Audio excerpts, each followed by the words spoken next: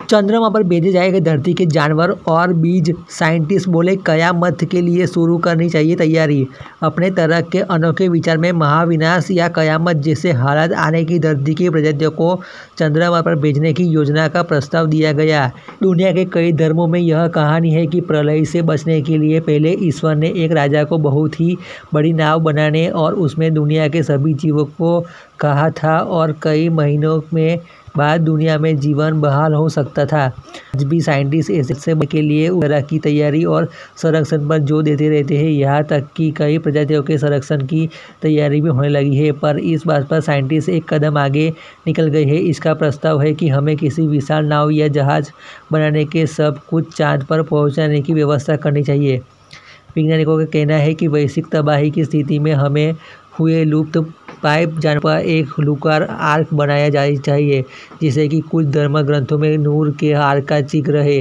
इस तरह के विचार को इसलिए भी बल मिल रहा है क्योंकि परमाणु युद्ध से लेकर जलवायु परिवर्तन और घातक महामारी तक पृथ्वी पर मानवता के अस्तित्व को खतरे में डालने वाली संभावित आपदा की कोई कमी नहीं है। यह समझते हुए कि पृथ्वी की जैव विविधता कई तरह के अस्तित्व संबंधी खतरों से प्रति संवेदनशील है, American institute of biological sciences ने वैज्ञानिकों के हाल ही में एक लेख में चंद्रमा पर नूर है के आकर्षक प्रकार के मिशन की स्थापना का विचार रखा है।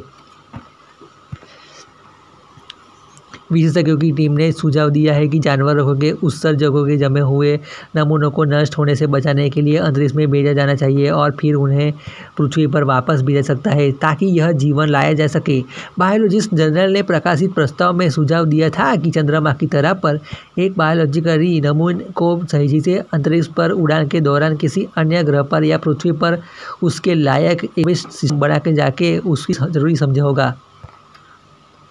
चंद्रमा आकर्षक स्थान माना जाता है क्योंकि इसमें वायुमंडल की कमी और इसकी जलवायु परिवर्तन का कोई खतरा नहीं है। चंद्र आर्क बायोलॉजी के विचार पर आधारित है जो पहले से ही जीवन की आवश्यक चीज़ों की सुरक्षा कर रहे हैं।